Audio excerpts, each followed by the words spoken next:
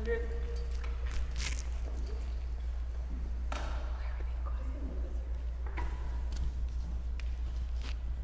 Let me know when we are up and going. Yeah. That microphone has a little on button, standby button at the bottom of it. And if you switch between on and standby, it'll set you up. Okay? Should I test it too? Yeah. I don't know how to use it. Okay. And then make sure you come back and join us with the projection. Hello? Is it? Very low. Is everybody very low online or just me? Okay. Hello? No, right. Has that improved, Will? There's quite a delay, so just give me a moment. Okay. Thank you. I think we're good. Okay. And then Loretta, make sure you come stand behind the projection. Oh, okay. That way everybody gets to see it. I think if it says on, you'll come through a little bit. Really? Yeah. Yep. That's off. It's on. Okay. Should I move closer to you? Okay. Yeah, sure. Does it go into place? Yeah. Okay. Ooh, it's so bright. Tell me when we're ready. We are ready. We are ready. Okay. Hi, everyone. My name is Loretta, and I am a board member of the Oakland Art Murmur. Thank you for joining us here this evening, whether you're here in person or virtually. We welcome you. This is a part of an ongoing series called SMART Art in Practice. So stay tuned for future seminars. I did want to share a little bit about the program itself. It basically explores different topics that are important and relevant to artists in helping them thrive and be successful in their careers. I want to introduce to you Conrad and Willis, or thank you for sharing Aggregate Space Gallery and hosting this event. And we have 3 panelists. We have Christine Ferrouge, who's an artist, as well as a curator at Werkshack Gallery, and we have also 2 artists, Raymond Haywood and Brett Amory. And before I say a thank you to our sponsor, I do want to remind you that we are raffling off this book. It's called The Artwork, and it's basically a book that Christine Ferrouge has recommended as sort of like a tool and a resource for you to to pursue your art career, everything you need to know and do. And I want to thank Community Bank of the Bay for their generous support in making this event possible this evening. We have Helen here representing Community Bank of the Bay. And we also have a little short video that we'd like to play for you right now. Thank you so much. Enjoy.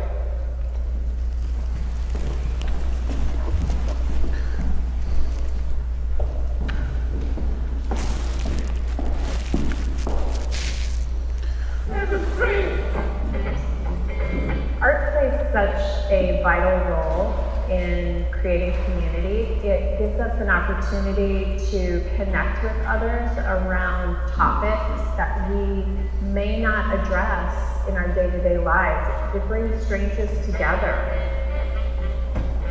Our mission at Oakland Art Murmur is to connect all members of the public to the visual arts and visual artists in Oakland. And the way that we do that is through aggregating information on our website, as well as a really robust social media presence. We also do events, exhibitions, artist talks. We have over 1 million members of the public that we've connected to artists and art exhibitions from our beginnings. Community Bank of the Bay has been Oakland Art Murmur's legacy bank really since we were founded in 2006. And we've kept banking there through the last 14 years. Hi, I'm Bill Keller. I'm CEO of Community Bank of the Bay, headquartered here in Oakland, California. We're a community business bank, and we strive to better the community in every way possible. One of the reasons that this community is so special is the incredible diversity and the vibrancy that is provided by the artistic community and the creatives that live and work here. Community Bank of the Bay is focused on these incredibly passionate individuals who build things, write things, paint things, and create things that we can all enjoy and we all get to be part of.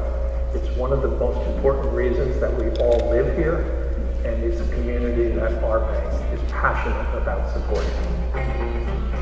Community Bank of the Bay has been not only a great bank for our organization, but also a great resource for our organization. Many members of the bank have been very gracious with helping connect Oakland Art Murmur to other businesses and other individuals that may help us in our mission. I do really love that Community Bank of the Bay is our local neighborhood bank. It's just so nice to be able to go into a business and have a very personal connection with the people that work there. And that's one of the great things about Community Bank of the Bay.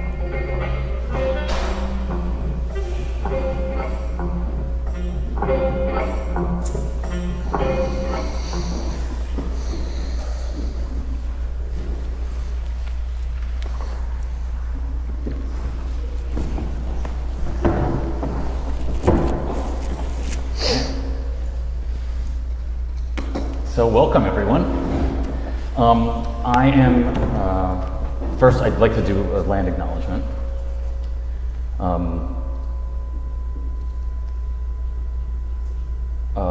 I would like to acknowledge that Aggregate Space Gallery is located on the unceded ancestral homeland of the Chippewa-speaking Ohlone people, the successors of the sovereign Verona Band of Alameda County. We recognize that every member of the Oakland community has and continues to benefit from the use and occupation of this land. I am Conrad Meyers. I'm the co-founder of Aggregate Space Gallery. We are an Oakland nonprofit video and installation gallery, screening facility, and we used to once be a fabrication shop and design studio as well. I am really proud to be a part of this panel and to have been asked to do this. This is very early in our experience here in this new facility. We moved in here just before COVID and then kind of froze like everybody else did for about 12 months, and we're just getting rolling. We're learning about the space, we're learning about the technical requirements, so please, I appreciate your patience with the technology issues and with things being a little delayed this evening as we work through setting something up. This is the first time we've done a short lecture series, so thank you for being guinea pigs and being a part of it. I'm going to just really briefly introduce our three panelists via bio and try to show some images to go with their work. We got a little bit of a buzz. We'll see if that increases and we'll deal with it if it does. Without further ado, Raymond Haywood is a California painter and maker who lives in Berkeley. Themes in his work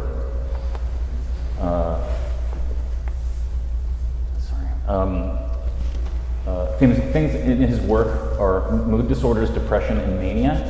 The facets of these diagnoses catalyze explorations in painting and printmaking. Distress is also a distinct characteristic of Haywood's creative works. Images combined with worn surfaces invite an exploration of the transcendent.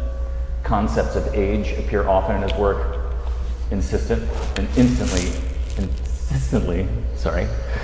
creating a succinct moment. Thank you, Raymond, for joining us today. Thank you. Thank you guys for coming out. And we'll swing back around to some more of his work when we get things moving. Brett Amory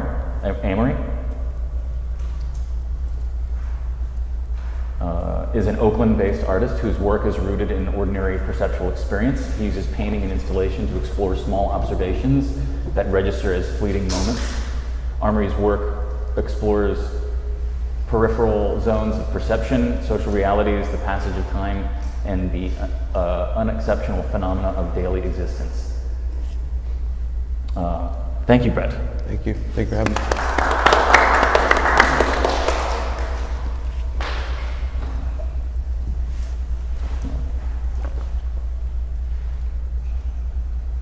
Artist and curator Christine Ferrouge, is that correct?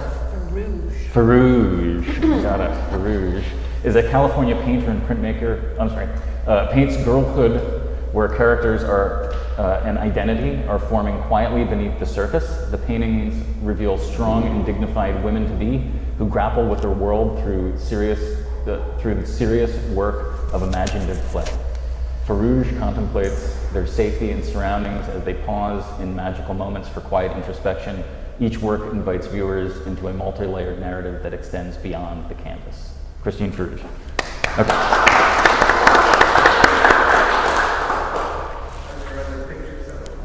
Yes. Curatorial work, I imagine, at Werkshack, which you left out of that bio. I'm not sure where the bio came from. We're going to practice stepping forward and stepping back amongst ourselves. So we, as a group, had a little meeting about 2 weeks ago and kind of just talk through what our expertise are, what we're interested in, and how we're going to move through this. I'm going to pose questions, and we're going to kind of just tick down the line for starters, and then we'll open each section up to Q&A as we move forward. And I think I just want to start with the simple question of what do each of you hope that our audience gets out of this group? And as a second part, what brought you here? What brought you to Oakland, and how are you working here? So if you can find a way to combine those questions and really set an expectation for our wonderful attendees, that would be great. Can we start? Yeah. I've been thinking about this a lot because I have a friend in the audience who said, I hope I come away with, I'm taking notes, I hope I come away with, and I think anytime that I've listened to a panel, there's always like one thing that somebody has to say that sticks with you as like a little thing you connect with, and I hope that our experiences somehow give you some little kernel of something you connect with that you can take away with. But I do really want people to ask questions too, because I don't know all of you, and I don't know exactly where you're at. But I'm really passionate about connecting artists with opportunities in Oakland. That's one of the reasons that I started curating the walls at the Werkshack. I think that we have a lot of interesting opportunities here, and there's a lot of beginning places to start at, and I hope that we can talk about that a little bit. Mm-hmm. That's great. Yeah, I guess my hope would be to help each of you, or help all of us navigate, this art endeavor. There's no pill or right or wrong way to do it. We sort of have to figure out things for ourselves. What works for me might not work for you, and I think that's like one of the biggest hurdles of being an artist. Yeah, that's, I hope whatever we have to offer up here is somewhat will help you too. I think your questions will help us the same. So, overall guidance on both sides is what I'm hoping for. And just help each other, figure out how we're navigating our own practices and, trying to figure out what we're doing as artists. Because it's not something that is taught in art schools, but until you go out and actually practice it, you realize that you're the entrepreneur, you're the marketer, you're the web developer. Then you're also expected to make the work, the products, whatever you want to call it. You asked how we got here in Oakland? Yeah, I think I was just kind of hoping to just get a brief version. Yeah. Yeah, I moved out here in 1996 to study art at the Academy of Arts, and then I moved to San Francisco and moved over to Oakland in 2009, and I've been here ever since. I haven't left yet. My brother in Minnesota thinks everyone's leaving California. That's what he's heard. Raymond? That's a big question. So the thing that I hope people can get tonight is community. I have grown based on community. I've gotten here based on community, advocacy, talk to people, and professionalism, showing up when opportunities present, and trying to push that bar higher every time for yourself, wherever you are economically. So my first pieces were framed by myself, and they weren't great, and now hopefully they're better. I was born in Berkeley, went to San Diego, came back and cut my teeth for 10 years at the Vulcan Foundry, and there was an amazing community of artists that just kind of nurtured me and held me, and that's why I'm here. That's great.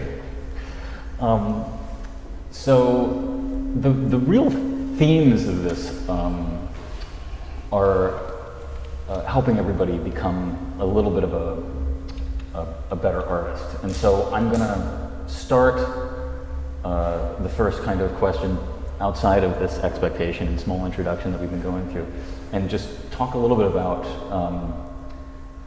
success amongst this group, and again, as part of perspective. So I have a Master of Fine Arts in Sculpture that I got in 2008, and I used that to get my hands on an empty warehouse, which my partner and I built sculpture studios out of. And with the space that was left over, we opened a little bit of a gallery. And over 10 years, the gallery work became a nonprofit and became the priority over my sculpture work. And this isn't where I expect it to be, but I wouldn't, I would still like to define this as a success in my career. I think volunteering for this community is extremely rewarding. I think working with the artists that we work with at Aggregate Space is extremely rewarding. And I think I've found that I'm better at helping other people do better work than I ever was doing good work. And that's a tough thing to grapple with as I move forward in my career, but I put that into perspective when I'm working with artists. Is this somebody that I can elevate? Is this somebody that I can help move forward in their career in a way that I wish maybe somebody had done for me when I was at that stage in my career? But I think for me that the success again is working with somebody that has a lot to gain out of the collaboration. How do you guys describe success in your work? It's so subjective. Yeah. I mean, I think part of this is kind of just laying this groundwork based on our conversation as to like what,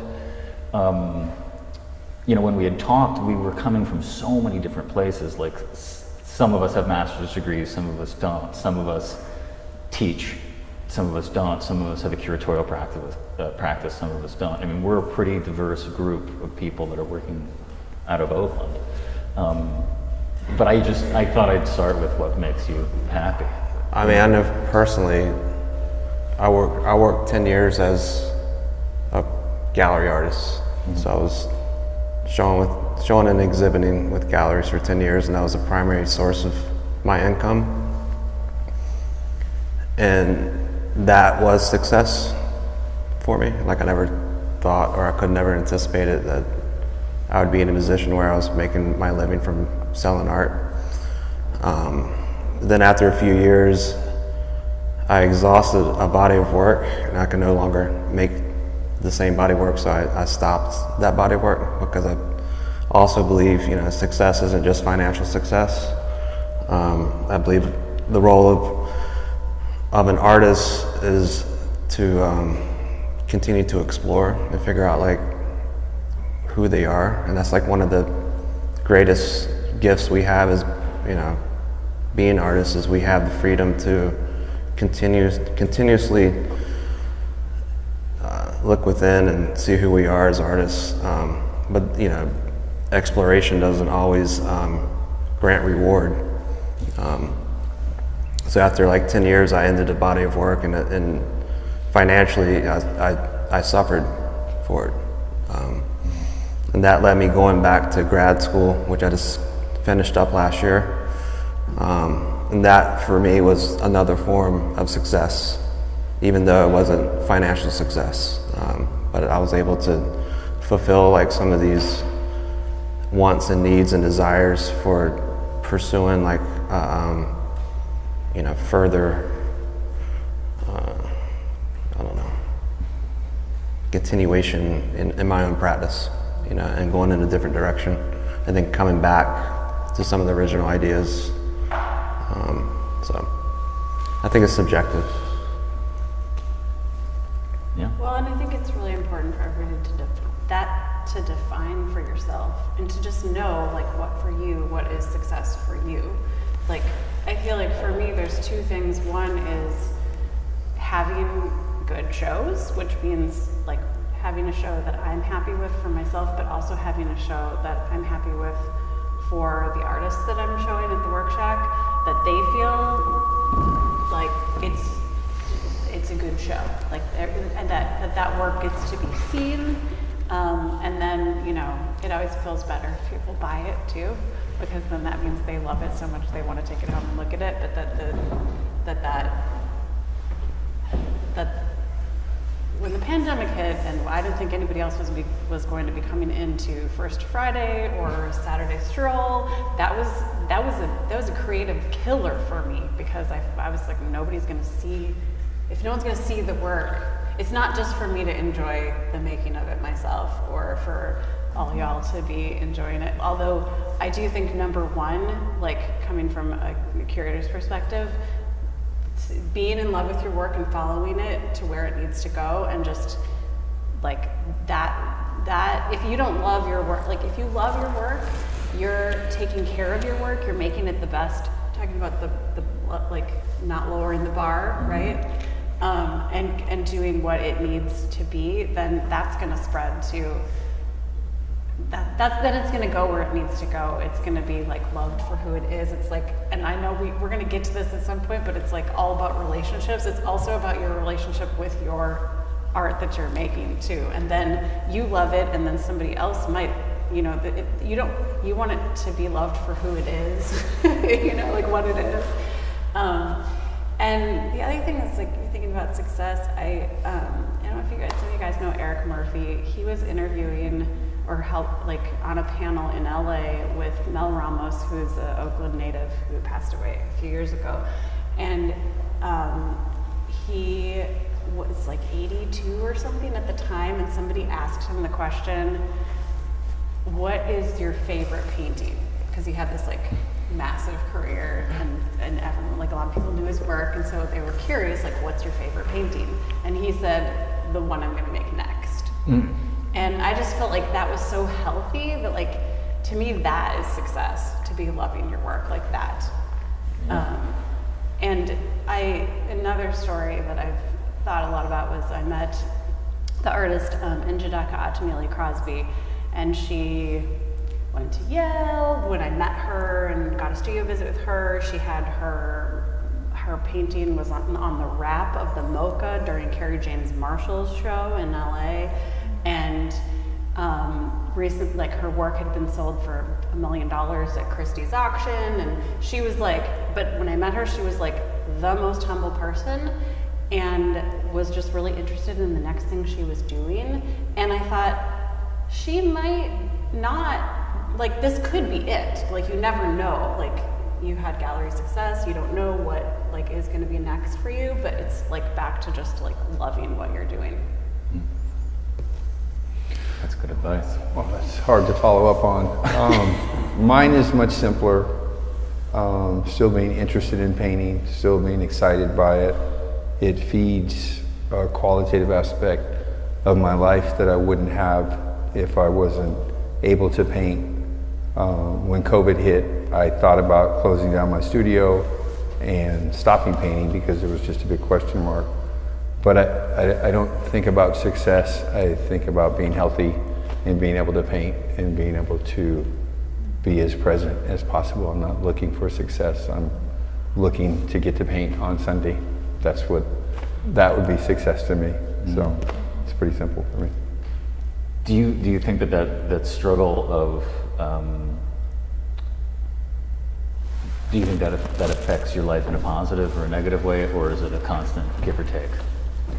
I suffered from depression and other issues from a number of years until 2012, and then I was able to. It's kind of a joke to me, really, guys. Look at my art. Have a good day. Thank you.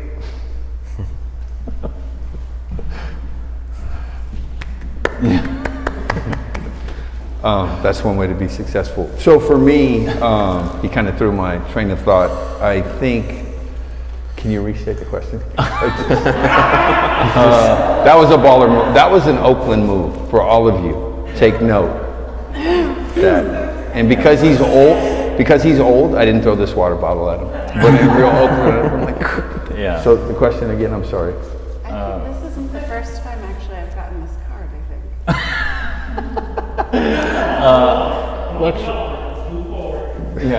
I think I think what I was asking was the focusing on the work itself. Does that create a difficulty, or positive or negative on the rest of it? I mean, I think Christine talked about loving the work. I'm compelled. I lean in to each piece as if my life depended upon it, because it does. I'm painting because I can't write. I'm painting because I can't make music. And my wife is here and I show her work. And before I was gifted with a studio, I was painting in the front yard, and people would come by and they're like, "Oh, you're painting?" And I'm like, "Yes," and I would be painting. And to me, COVID was an opportunity to lean into the fear, to lean into what supposed success is, and just push yourself. And I'm just driven to do it. And I think art is great because their cultural kind of, like you guys' cultural perspective is different than mine. I was supposed to be a mailman. I was not supposed to be an artist. So I became a carpenter and I became an artist. And art to me, when I teach art, there's no rules. Art equals no rules. Art equals break all the rules. And with integrity and with responsibility, that if you offend or hurt people or provoke something, you have to be able to substantiate what you're doing for you. And so I think integrity, what I try to walk in is integrity and passion. Do you guys have a little comment on that before we kind of start getting into the nitty-gritty of stuff? Have day jobs, is that true? For the most part. Teaching? Like one class a quarter. Yeah. Yeah.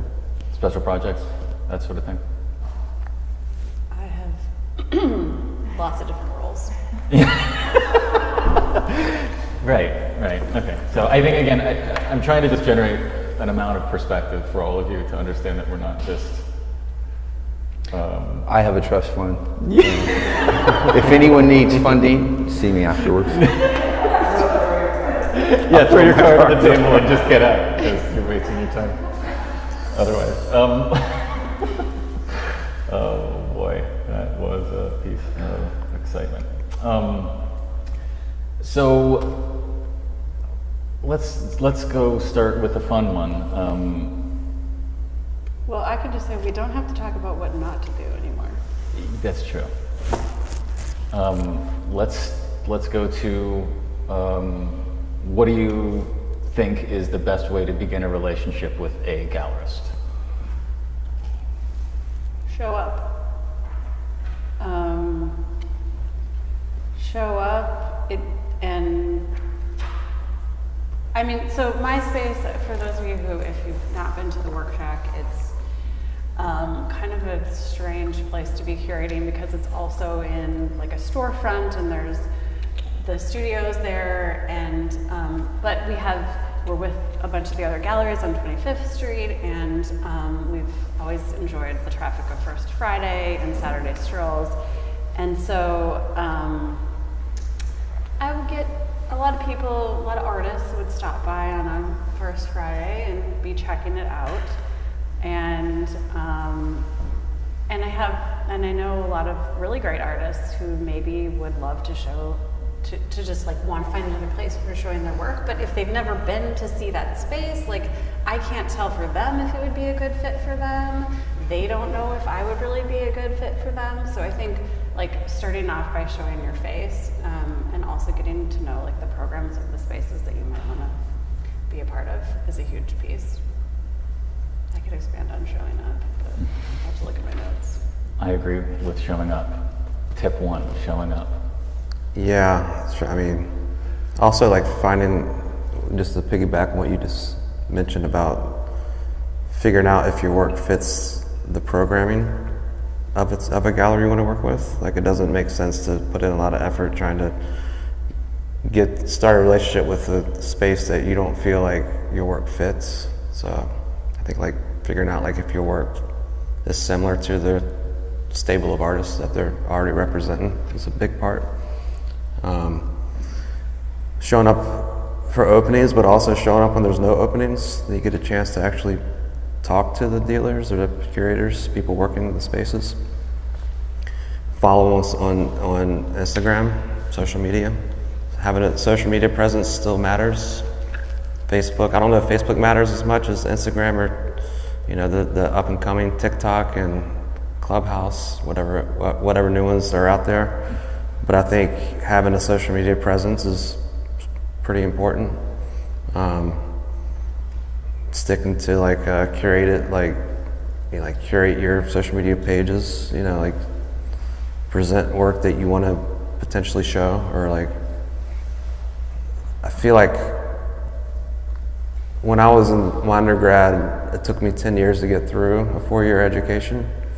So I had the luxury of watching people come and go. And there were a few artists that graduated 5 years before I did and started exhibiting and had success. And I started meeting more and more artists that were working with galleries. And the one thing that they all shared was having a thing. You know, you hear the word brand, and that's like almost like an ugly word for artists, but it's important. You know, like having something that's consistent, because when you're showing work in a gallery space, you got to think about the overhead, and that wall space is real estate. So dealers, curators want to bring in artists that are somewhat mature in what they're making, and they're not going to jump ship and do something else once you start working with them. So having something that's consistent and cohesive is important. Yeah, and I think when we were talking about that a little bit online, my colleague Kimberly Brooks said, your Instagram should be a first impression of a stranger. Like if you need to separate out your brand versus like who you are as a person, and we don't want to go too deep onto the social media thing because we could probably spend all day on it. Yeah, most definitely. But I thought that was like a really good, like if you're asking yourself, like, should I be posting about this? Like a little bit personal ones. I think there's like, or maybe 10% like something that's sort of personal, and everything else that's kind of really like, this is the chance that, you know, if I go on someone's Instagram and if someone approaches me or somehow we start talking about me showing their work and I don't know them at all, I'm going to go for their website and their Instagram. And if either one of those is not the professional level that I'm looking for, then that's going to just kind of kill it. Mm. Have a funny haircut. Be 6'3". Be perceived as intimidating. Be able to code switch. Don't flirt with everyone. Don't sleep with gallerists. Don't be the last to drink all of the alcohol. And be yourself. Unless it's any of those things. That are negated. I know a doppelganger that's successful. I'm waiting to meet him. Oh. But it is like being a decent human. There is Yes. being a decent human. But we all have bad days. We have bad days, but My nephew tells me that I'm impatient because I won't tolerate Denny's. Denny's? Yes. because they don't have cappuccino, so that makes me a bourgeois black person. You have a lot of patience, so, from what I've seen. Well, I think when I look at, so when we do, so Aggregate's a little bit different in that we're not selling anything. We're using resources to elevate a person's work at a very particular point in their career. So there's multiple aspects when we're choosing to work with somebody, and I average probably about 100 hours of mutual install time. So that's not just hanging paintings. For the most part, we're repainting walls, we're building new furniture, we're doing a lot of new things together. And if I'm going to spend that, 50 hours of my time and 50 hours of the artist's time with a stranger, I want to make sure I'm not going to hate every minute of my life after it starts. And that, for me, as somebody that's operating on the curatorial side, that's the biggest thing. I actually don't even care if the show doesn't turn out well. If I don't have a good time, I'm not feeling it, and I don't want to support it, and I don't want to promote it, and I don't, like all the things that we end up choosing to do later that are part of the deal. I mean, I think for the most part, it's community. It is that friendship, there's a mutual goal here, and we're going to meet, and we're going to excel at it together, and we're going to have a great time, and we're going to hopefully become friends for a very long time and support each other for a very long time. And for the most part, we've been successful at that. But I think it kind of goes back to what little points of what each of you are saying, which is, I think the big one really is, is that a relationship that can happen, or is it one that can't? And for a relationship to happen, both people have to be willing and interested, and each person has to fill a gap that the other person needs filled. Absolutely. Right? So that's where that relationship comes from. And so there's a million reasons why it can't work out. Maybe they have a painter that's painting with simpler subject matter already, or maybe they have we just did a show that's very similar to that aesthetic that you're working with this year. Maybe in 2 years from now, we'd be interested in that, but not right now. So I think there's a lot of factors that aren't personal, but it's hard not to take it personally. I mean, I get, you get a lot of rejections. It's like hunting for the perfect job. It's a lot like dating. It is, yeah. I mean, you gotta see if you're compatible. Then you gotta woo them. Yeah. That first lunch. You gotta court them. And who's courting who? Yeah, who's the needy one? Well, yeah, and so if you don't like dating and you don't want to do that, I don't know if this is like in our agenda tonight, but it is for me to say that there are a lot of like really interesting other ways to share your work, and I think Oakland is a great place to do that. Like, for example, like you started a space. I basically started a space. I've also joined Gearbox Gallery, which I think the artist-run gallery is a really important opportunity to, like, you don't have to, I mean, with that one, you still have to get in, and there's an application process, and if anybody is looking, we are looking for a member right now. And you can go on the Gearbox website and check that out. But in that situation, like, you don't have to, there isn't pressure. The work in the gallery is for sale, but when you get your time slot to do your thing, you can also just do your thing, And it is about community there, but it's a little, like, I think Oakland is exciting because we do have all these different models, and it's not as terribly hard to get seen. I still think that we have the, like, original Oakland Art Murmur roots of 2006-ish vibes, where people can still do fun things on their own, have the art, and then community, who's ever talking about community, like, I think that's coming out, meeting other artists, and dreaming up, we're creative people, right? Like, create your own, go and stag to the dance version of the dating instead of having to subscribe to somebody else's, ideal. Yeah, I totally agree with that. Since we're giving plugs, I have to plug Metal House Gallery at 2030 Mandela Parkway.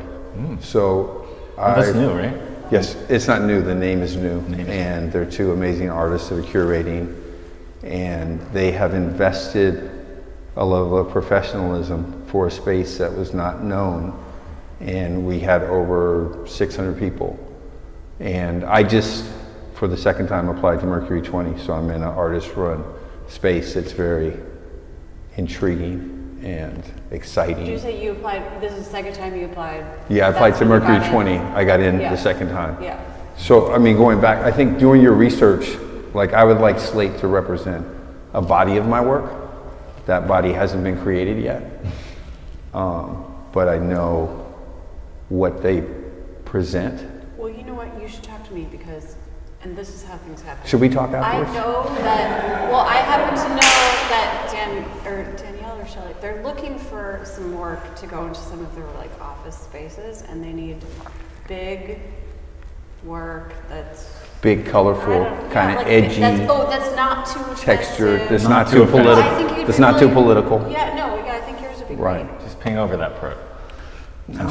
No, I think I wanted to go back to what you said, Brett, about I've struggled for years with bodies of work, being manic and being depressed and finding balance. There are 3 bodies of work. And I would go through after doing all this work and be like, oh, I really like the calm ones. And other people would be like, those are horrifying, or those are really painful. And they were just the work. I think the challenge of looking for a gallery is you have to in some way make 24 of these that they have access to, and they have first right of refusal to all of your work in your space. So you're basically, in my opinion, I'm not gallery represented, selling your soul for that work. I do little paintings, I do big paintings, I spray paint, I pretty much do what I want. So if I'm approached by Slate, I'm gonna listen, and then I'm gonna say, this body of work could work for you, go for it. But I'm gonna keep showing the work that I want. I'm gonna show with Red Umbrellas, which is a San Francisco artisan group. I think the key for everyone who's trying to be an artist is to get as many eyes on your work as possible. And in relation to my brand, one of my favorite actors is Samuel L. Jackson, because he's very shy and subtle and soft-spoken. And I thought if I modeled myself like him, I would get noticed. But the foundation is that I'm a painter. I've got 4 shows in my studio that I can do at any point. So have the work, have the confidence. Don't take it personal, because it's not personal. This is a business. If you want to make money, it's a business. If you're in your feelings, you will not make money. But if you just want to make art, as I'm finding some of the people in my collective, fantastic. If you're in a artist-run space where you get a show every year and you want to show that work, that's great. When I said that I planned to sell a piece for $10,000, they were aghast that I would consider that. And one lady came to my open studio, and she was very disappointed in the black pieces that you showed. She's like, oh, those are garbage. And I was like, wow. At first, my old younger self would have possibly put psychic hands on her. but I leaned in and I asked her, these are really disturbing you. And she's like, well, yeah, these are, and I was like, that was success. So success is someone responding to my work in any way. Because when I'm painting, I'm super happy. And I'm not thinking about how it's gonna affect somebody. I have no control over that. But if the way she responded, it made me lean into, oh, I'm definitely showing these pieces. And I'm going to sell them. Yeah. So. Yeah, that's a reaction. Completely. And especially if you're in front of somebody and you can. Especially if you're in a collective with her. Yeah. And she, you're gonna see your her kid, but she hates your current work. Oh man. Oh man. I just want to add one thing to what y'all were just like networking up here. I think a great way to get the attraction of a space is through friends. You know, like having a network of a community of fellow artists is a great way to get into gallery spaces. And like, I had a dealer last month ask me if I knew of any artists that I could, recommend, painters. Get that guy. He's ready. And let me, I am always looking for a place to show my work. Friends and people that don't know me and people that know me, okay? But the funny thing about that is that's not always obvious to people. Like the first solo show I got was me saying to my friend who ran a space, I would love to show my work here sometime and have a show. And she screamed and was like, yeah, let's do it. It was Sylvie. And I was like, oh, that was really easy. But at the same time, it's almost taboo to, if you don't know a space, you can't just, you can, but you can get yourself blacklisted. Well, yeah. Like for submitting to a gallery, like cold calling a gallery, like it's like taboo to do that. You know what I mean? Right. I mean, you can do it. I've done it before, but like you can almost like blacklist yourself from Well, it the says very space. clearly on people's websites. Unsolicited emails are not. Unsolicited, Yeah. whatever. It doesn't say that on the Werkshack website, FYI. And I have very few, maybe because you just don't want to show with me, but I actually need to have like an intake form for that. I don't even have like a process right now. There's a question. Were there questions at the end? Can you hold till the end? Indeed. You can? Oh, indeed. That's what you said. Okay, great. Thank you. It's without the mask and the shadow. Didn't hear. We're gonna swing around to that pretty quickly, actually. In terms of the things that we touched on, we've already kind of touched a little bit on several different types of models: nonprofit, collective, spoken a little bit about the do's and don'ts of the relationship, which again is treat the person that you're collaborating with like they're a friend and like they're a collaborator, and don't put yourself in a position where that is going to get spoiled, because it will be spoiled. That's a pretty simple way to think about it. And what Raymond was saying, I think really about it is business. It is a business relationship, and business, there's a reason that old white dudes smoke cigars and go golfing all day long, is because they're trying to get to know each other so that they can make a thing happen. And I think that's no different than going to an opening with somebody that you adore and meeting with them and becoming friendly to their space before moving in on saying, hey, can I have a show here? Mm-hmm. Or you should really check out my work. I think you want to ease into that. You want to play the room, so to speak. Yeah, and I would like us to do, maybe not smoke cigars and play golf, because neither of those things are really my thing. But I'm so excited about this event tonight because, and I didn't really get my chance to say thank you to Oakland Art Murmur and Banco Bay. This is for me something that we really need in Oakland, is to have more spaces where the artists can come together and we can germinate the ideas for supporting each other. And Oakland Art Murmur Venue Committee has all venue meetings, and we get to know the other venues so that we can share ideas, and I'm gonna take a curator from another space and we're gonna trade and we're gonna do this. But the artists, I just think that we still, I know some people might get kind of down on Oakland, we're gonna, all get gentrified out of here and all that. But you lost your space and now you got another awesome space. So see, right. It's we're learning. But I think when I think about in all the movements of art history, the people that we know about were the homies that stuck together and did something together. And that's just. It's weird how that works, that lightning that happens. I think there's bubbles of that throughout the Bay Area, throughout Oakland, of things that kind of catch on and begin. That's how Oakland Art Murmur started in the first place. It was just a bunch of people that opened spaces and said, hey, we should have our openings on the same night so we can get people to come over here. Yeah, and we'll make a postcard. There was no website, it was a printed, I found my stash of the old postcards. Mm-hmm. And I think that's the line that you're going down in terms of me losing my train of thought and just trying to say words to fill it and hope that no one notices. You're doing great. No, Can I say something? yeah, please do. While I'm just lost in my.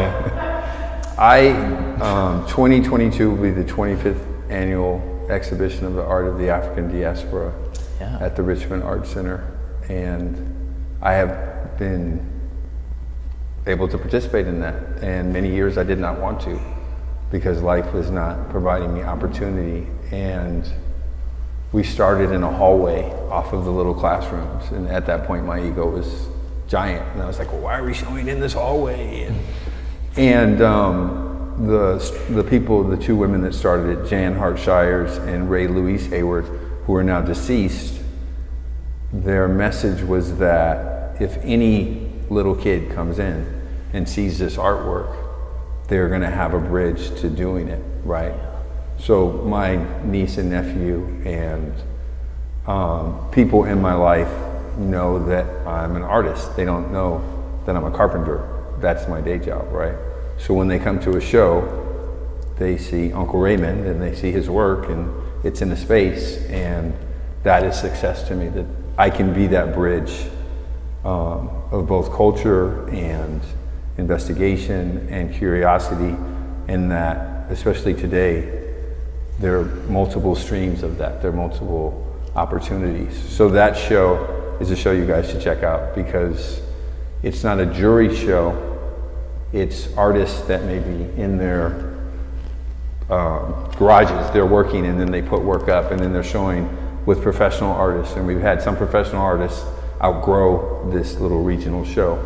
And for me, it's just like the most exciting show every year, because I forget that it's coming and I don't have work that size. So I have to crank and make a piece, but the reward of being there with people who've never shown. And Richard Mayhew came one year. He's a famous artist, African-American artist, and he awarded me not just an award, but he talked to me about my piece. And that's history happening, that I got to talk to Richard Mayhew, and then I get to talk to whoever is coming. And I think that's a bigger part of the relationships. Is for me, when I moved out of the Vulcan after 10 years, thinking I wanted normal, I was outside of art. I think when you buy a house and you move to suburbia, you're outside of art. So it's intrinsic, whether you're in art school, you have to hold on to your community of people that art is important. Because for people that are not in that community, it's not important. And they're not going to be able to talk with you about art, right? Whether it's art history, where to get the best materials, where to get some food late at night if you're in your studio. So to me, the community and the advocacy, and just being brave enough to say, hey, this is what I do. This is what I do with my life. I have no retirement. I have no 401k, but I'm pretty excited about painting. I think that's important. I mean, it's being excited about life. That's subjective. I just want to paint. I mean, I think with COVID, one can realize, along with the Black Holocaust that's been going on for many, many years, that we have this moment, we have tonight, and we can meet someone across from us and exchange information and maybe get a coffee and then hear a different perspective. And you guys are all welcome to come to my studio any Sunday afternoon and see what I do. I'll share with you. And that exchange is what fuels my art, along with success and shows and galleries. And I would also suggest to people that there are art fairs like Startup Art Fair, there's Art Span, there's Don't Stay Just in Oakland. Reach out. I got called by the Orinda Library. Somebody referred me. And so I'm hoping to be there. I think it's really important that we look globally and not regionally for success, because people that are global don't necessarily know, or they might look on our brands on Instagram and say, hey, you know, I mean, I think the world is our oyster if we are open to the work that involves. If you don't want to do work, you shouldn't be an artist. I would just say that, because it's all work. And I think going back to the getting in galleries, if you don't know what the gallery is going to do or what it's supposed to do, then you have to do your research so that you can hold them accountable.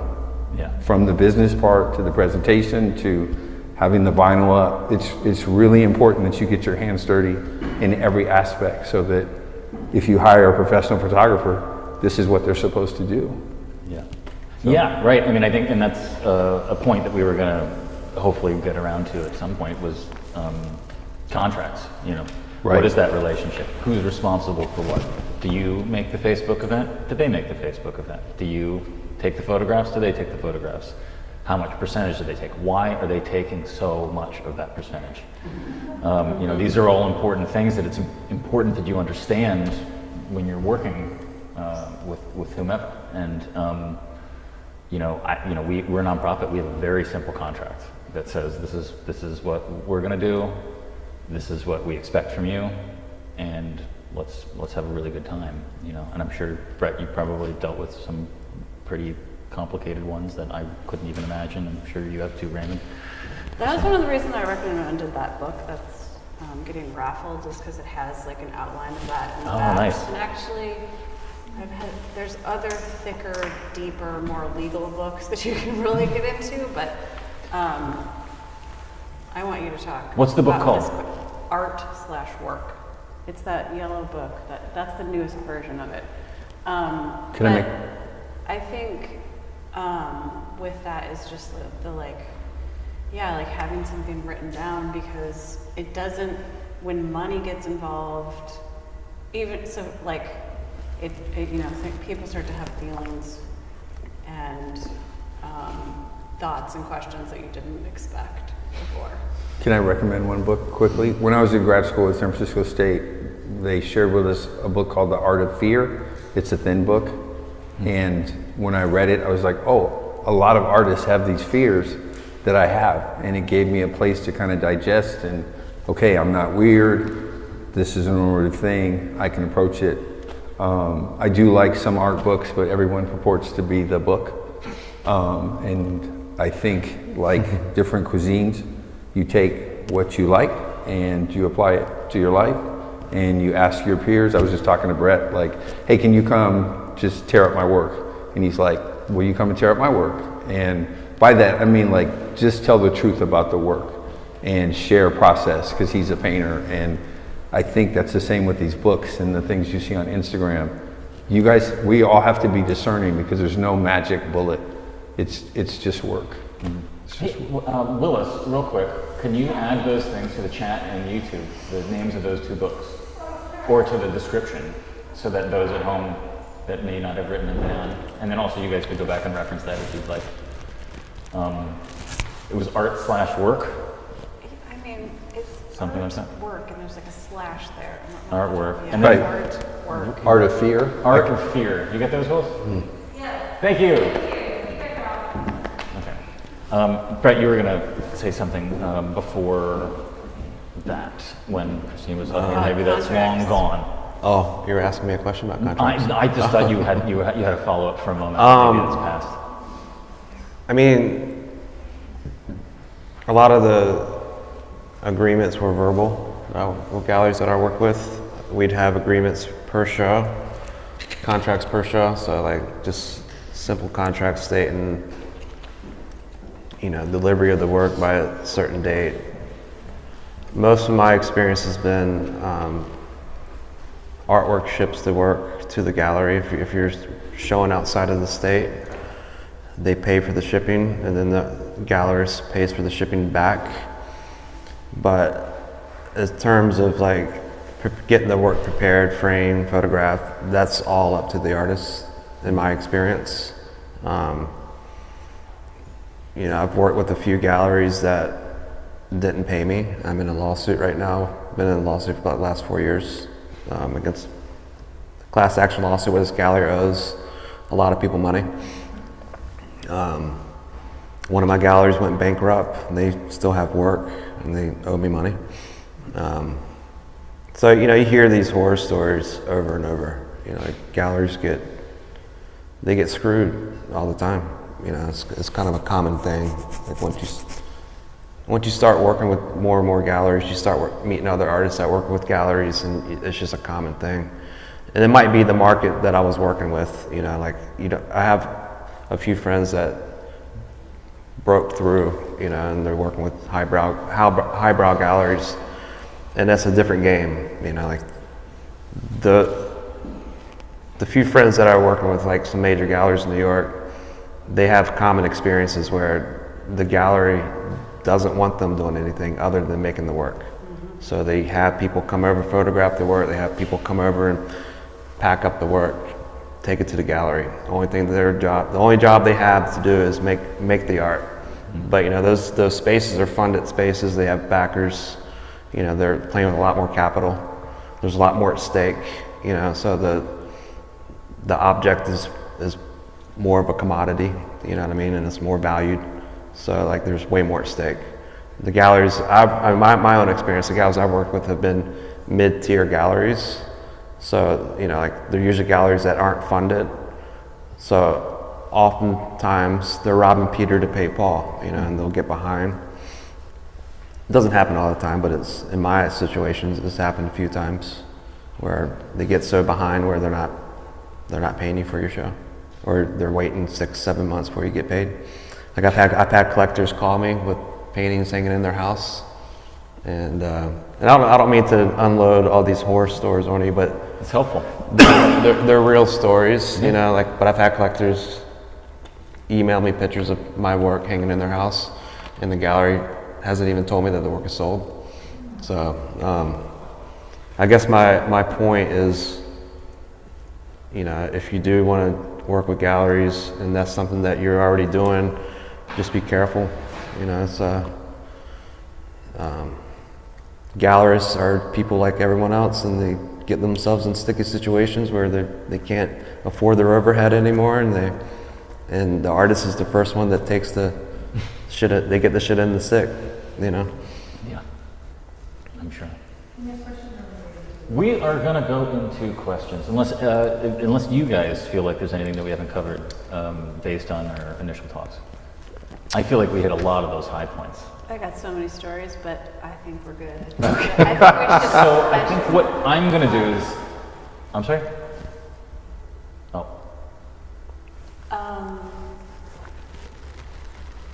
don't know. I think we're okay. Okay. I think I am going to come around with a microphone, and we're going to see how that works until we start getting heinous feedback, and then I'm going to give up on that, and we're just going to restate questions. But for now, I'm going to come around and put my mask on and bring a microphone.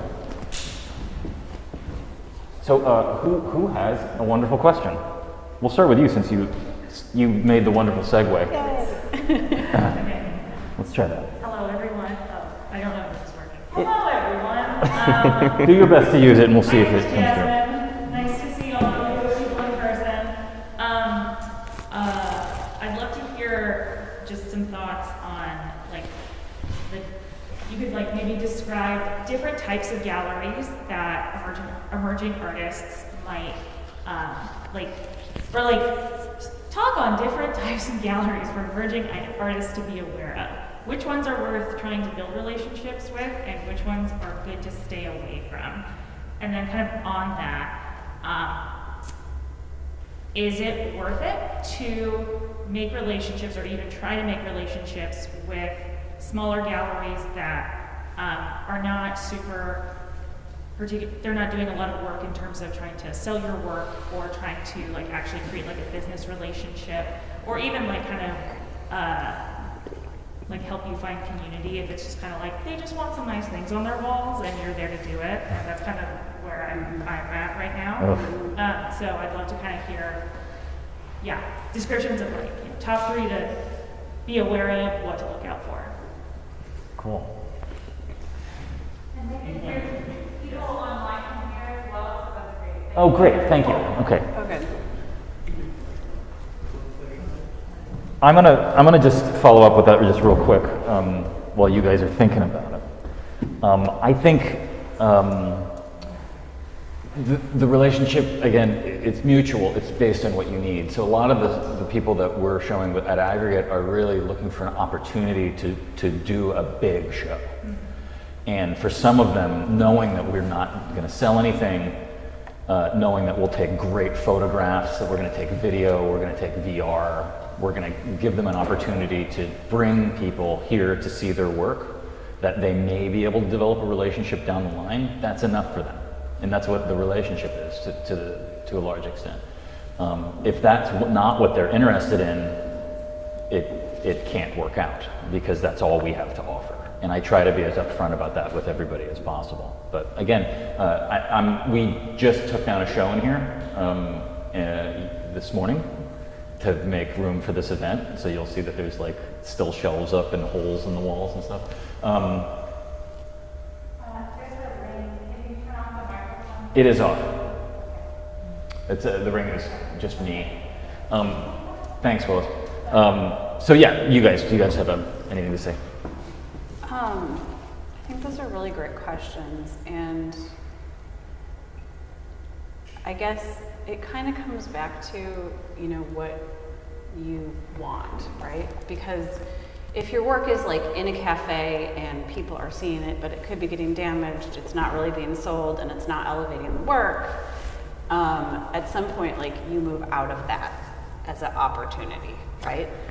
But if you've never hung your paintings together, or your whatever you're making together on a wall, like for some people, like starting off at just any place where you can get it up there is an experience, because you got to figure out the hanging wire, you got to figure out how to package it, you got to figure out how to price it. You might get to interact with a collector for, like, you know, first time or whatever.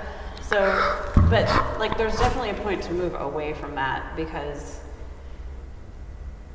it could be, you know, you might want to go to the next thing. And then you need to, like, that's when I think getting to know the program of that particular space is really important, and to just kind of get a sense of, like, who are these people? Like, what do they care about? Are they going to do anything for me? Is it going to be disappointing when I find out they're not going to pay for anything? They're not going to make a postcard? They're not going to remember to put it on their website? Like, and see what they've done for other artists so you get an idea. For our space at the Werkshack, I think what's been exciting for me is to take, someone who's very emerging, like they've maybe mostly showed in cafes or just some random experiences, and then to have a solo show there where they're like seeing only their work on those walls for the first time. And for a lot of people, or just to see their body of work outside of their studio for the first time and presented in that way. We don't have like a huge base of collectors, but I've been at it for 4 years now, and so there are more and more like people who are following what we're doing. And I don't know, I really give it my best and my all, because I am an artist too. So I make the postcard, I get it on Art Murmur, I make sure the website's up to date, I do the social media postings, but like I like to see that the artist is like also trying too, you know.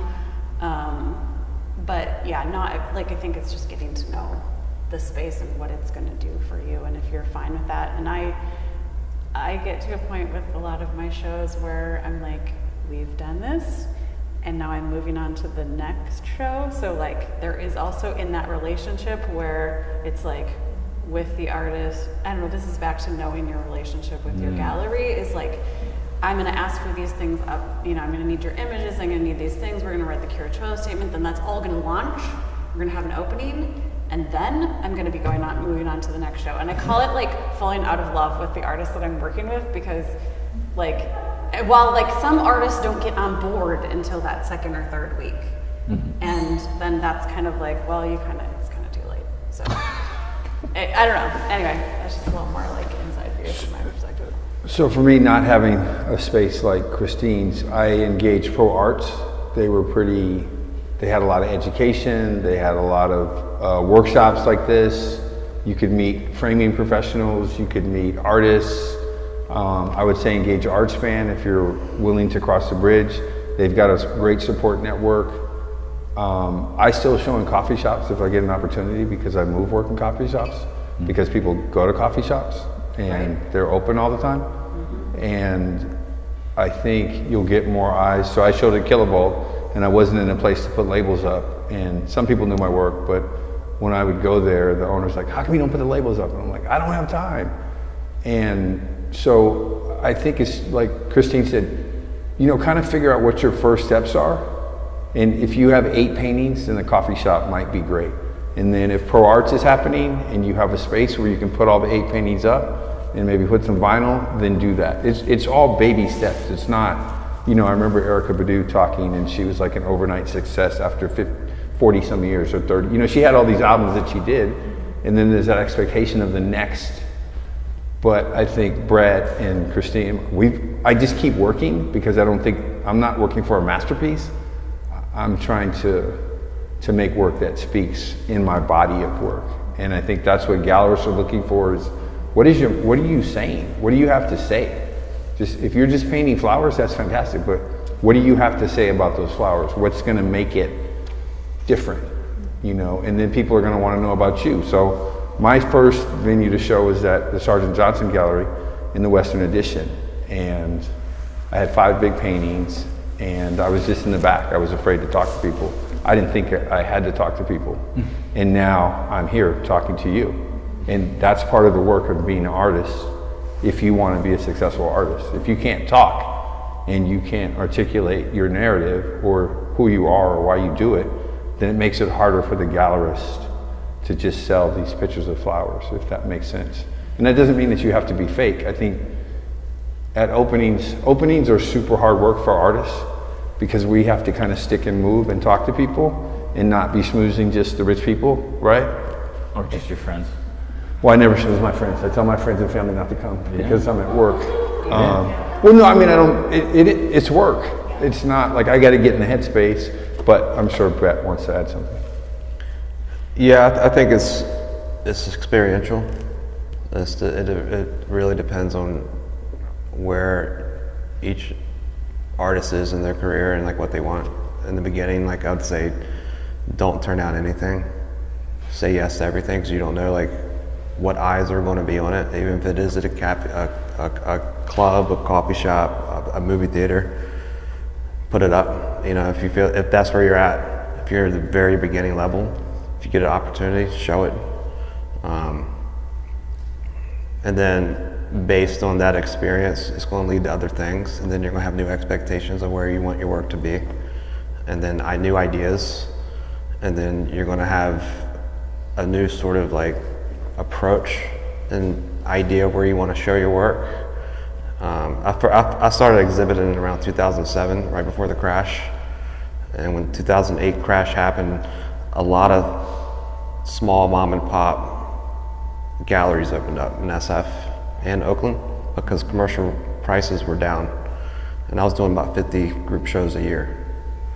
Literally, I was doing a lot of group shows, and that led to 3-person shows, 2-person shows, and I gained all this experience doing smaller shows, right? And then insight on where I wanted my work to go and where it wanted to be.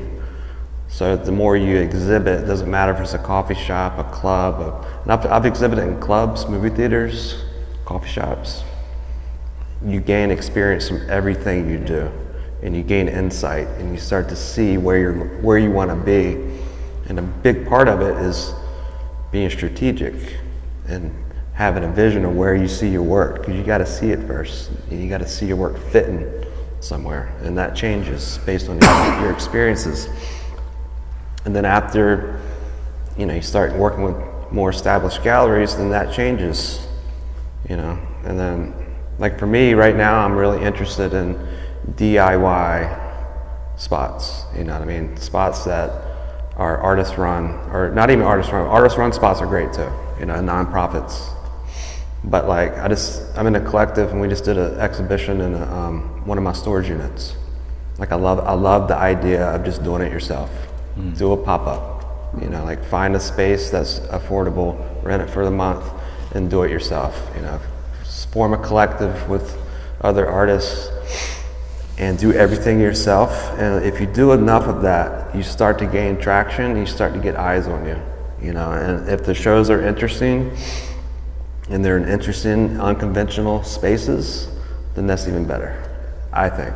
You know, like when I was at Stanford, I spent 2 years building an installation, and I got really into the history of installation art.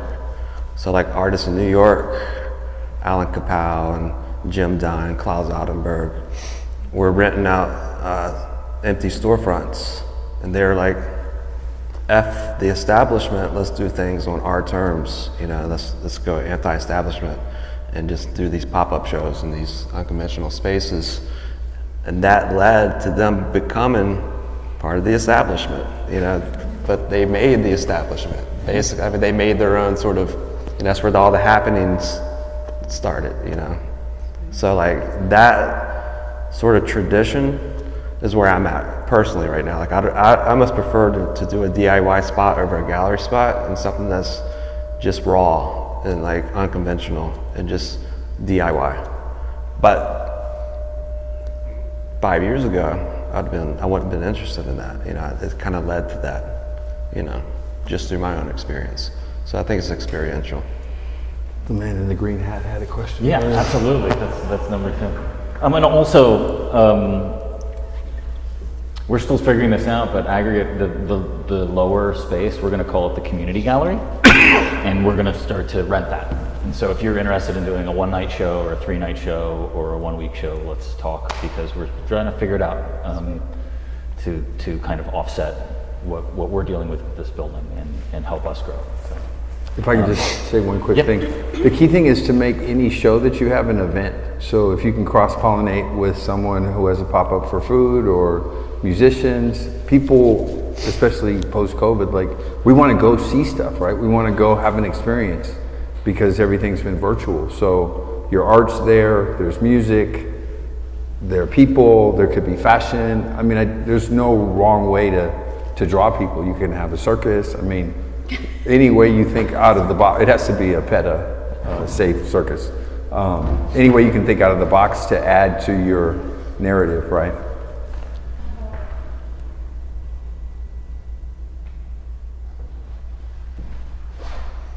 Okay, sir. Yeah. Question. At one point you brought up blacklisting, or being blacklisted. So I want to know just expand on that a little bit further. You mean Oakland blacklisted, California blacklisted, nationwide blacklisted? Like, that's a giant point to bring up in the art community. And when we speak about galleries cheating artists, it's hard to consider being blacklisted at the same time. So I'm referring more to like a lot of galleries we do not take unsolicited emails. So if you cold call, and I'm not talking about community or specific demographic or place. I'm referring more to like a gallery that has that in their statement, right? Their contact side or page. So like when you email a gallery, okay, so maybe I should rephrase it.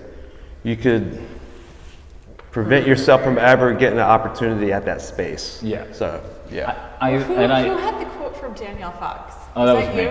Yeah. It's not, I mean, this is I meant blacklisted from that particular space where they would never give you opportunity to show there. There was a very similar panel to this held at Pro Arts in maybe 2014 or 15, and I sat next to Danielle Fox from Slate Contemporary, and I would be careful to misquote her, but she said something along the lines like, if you ever show up at an opening with a portfolio and walk up to me and say, can you take a look at this right now, I promise I will never show your work in my gallery. Yeah, but again, that's something that's a nuts thing to do. Like if there's, but it's real. People do. That's real.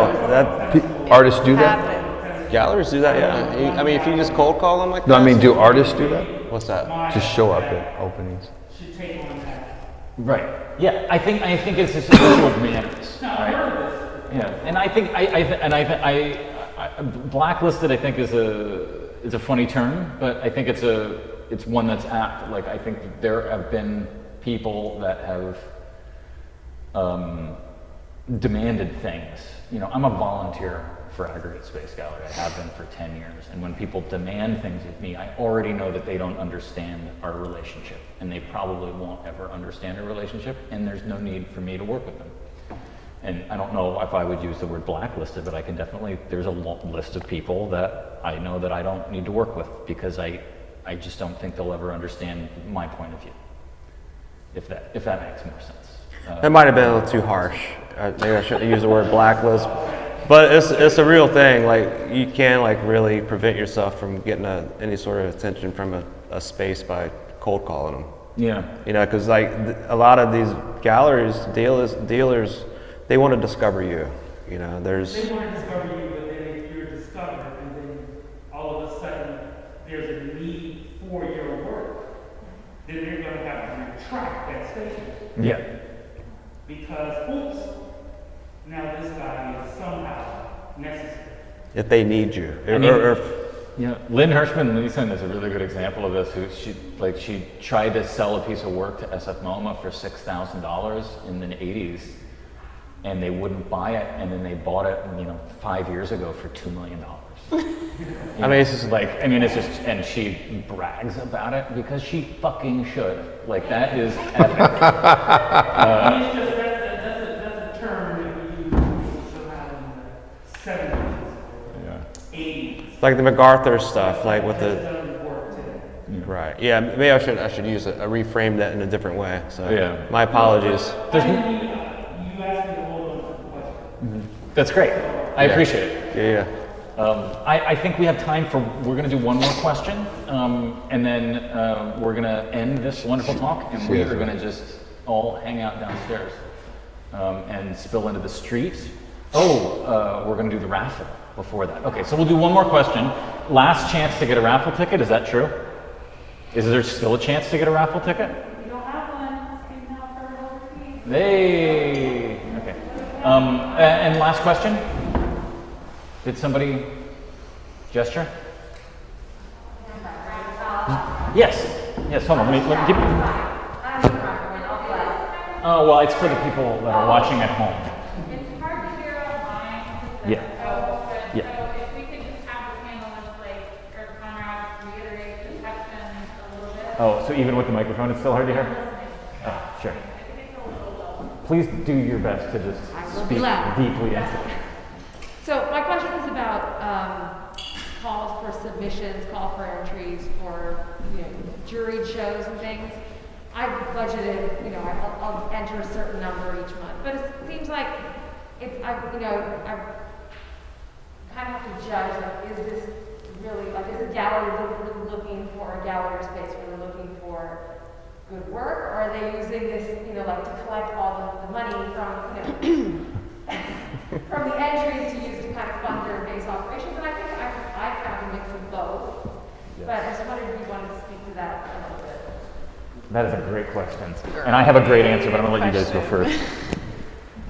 I'll just comment on it quickly. I get the list of shows and regional shows, and I look at them, and they average about $30 or $40, and I feel like I don't have that money to invest in a question mark versus now I want to show at Aggregate in a show that's a benefit for Aggregate because that would benefit all of us.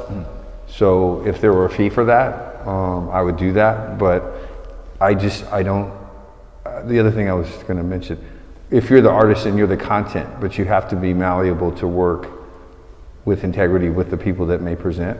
So I would ask other artists about that venue and contact that venue and get referrals on their professionalism so that your investment is an investment and not just money spent. That's a great point. Do you guys have stuff on that? I have lots of thoughts about this. If you know that the work is going to be viewed by a curator that you respect, or somebody who's going to get eyes on that work, I think it's usually worth the fee, right? Because you don't get that opportunity in another way usually. Personally, with the Werkshack, I've never done those calls because I am very pro-artist in my mind, and I know that if I did that, then I would cover my budget with the money that I would get in from the artists, and yet I may someday do that because I also think it would be interesting to get a wider pool of submissions. So, those are my couple quick thoughts on that. I also had a really bad experience of getting into a show in a Laguna Beach gallery and went to visit it and realized that they were 100% just having fun with all those submission fees and not doing a thing to sell the work, and it was totally crap. Yeah. So, Oh man, that's a lot of nods. I think you have to really do your research and figure out the space is doing these open calls monthly, quarterly, you know, twice a year. A lot of these spaces, or not a lot, but spaces will use that open call submission fee to pay their overhead. And that's like, there are certain galleries that just put out open calls every 3 months. And I think what Christine said,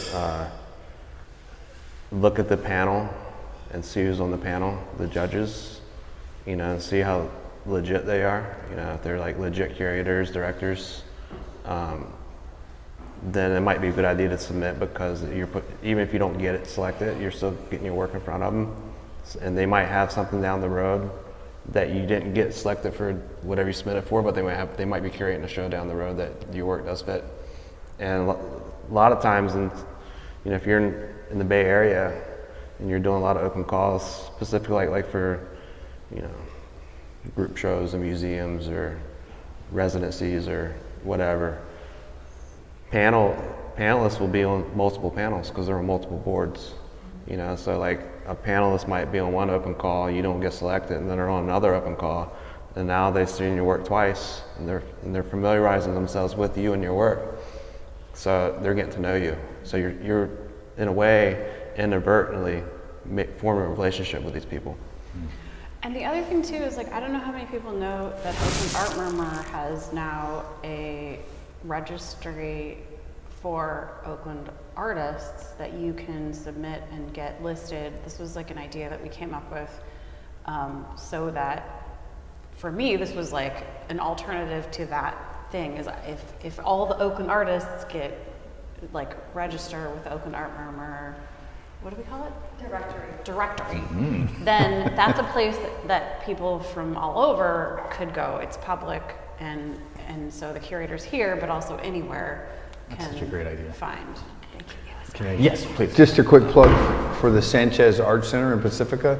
They have amazing shows. They have this 50-50 where you get little pieces and you have to make 50 pieces. And also the Alameda County Arts Commission has a call now that you can upload work and then submit to different shows, and that's free, I think.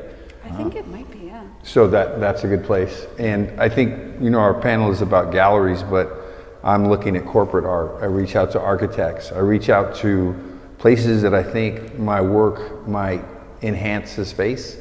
And all of my branding is an image of my painting, and it has my name, so that people are like, oh, this is what you do.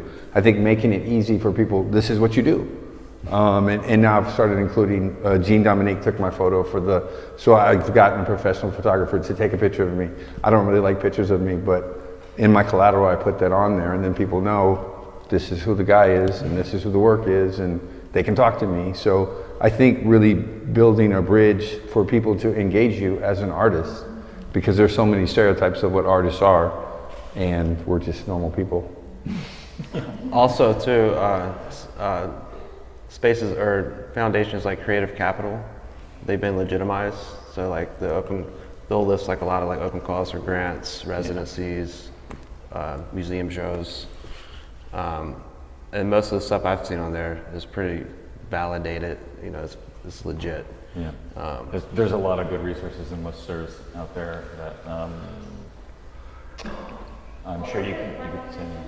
Creative Capital. Yeah. They do a lot of workshops. I've done a few workshops like through them. Yeah, they're great. They have this great couple of books that you can, if you do one of their seminars, you get these copies of these books that are really useful, and workbooks on really just how to treat your art career like a business. And I've never seen like any like open calls that aren't like, you know, just galleries that are, or spaces that are just paying their overhead with the submission.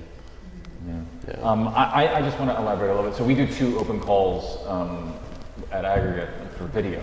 We do an annual video open call, which is largely international video work, and then we do a animation festival, which is what's up downstairs. And if you come back on Saturday, you would see it set up in that room, despite the fact that we've rearranged that room. So we treat them very differently. And they're very inexpensive. I think the video open call is $15 and the animation festival is $20. And the video open call, I invite jurors, but I don't tell anybody who they are. And I largely curate that exhibition based on first kind of what work feels really strong, and then how can I curate a show out of that work that feels conceptually important. The animation festival is totally different. I don't jury it. I bring in juries that are people that were in it last year, and they look at the work blind. They don't know where the people came from or who they are or what their website is or anything about them, and they watch the videos and they just rate it on 1 to 10 based on integrity. As animators, they kind of choose it, and we just simply let in the best work that those jurors have. So there's two very different processes, and if anybody asks me about them, I'm very honest with how I do it. And so I think you all mentioned that at some point in your responses, you know, ask how they do it, what they do it, you know, what are they using the money for? We don't make a lot of money off of that, but for us, we largely use it for overhead, which is not enough. You know, it's I think the most we ever would have made is about 30% a month of rent, you know. So I care a lot about those processes because it introduces me to people that I would have never met otherwise.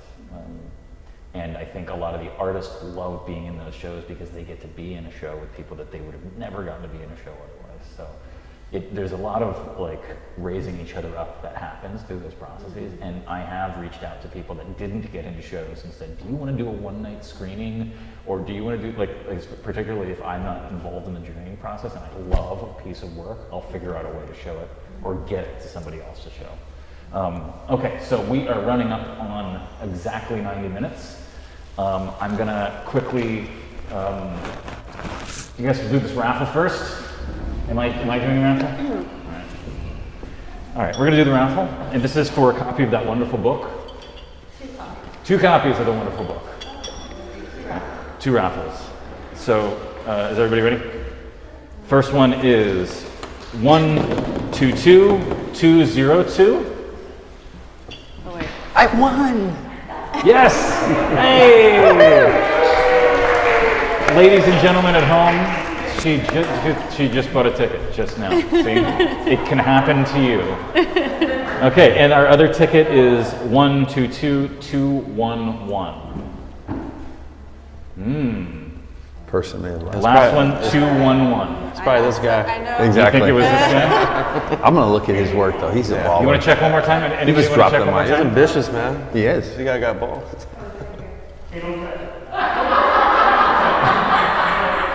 Is it 211? No. All right. Perhaps that was our guest, our unhappy guest who didn't like jokes. 122208.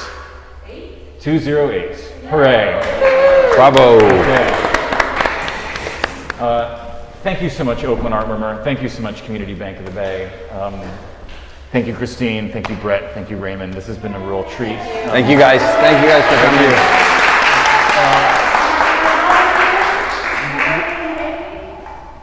Thank you guys. Yeah.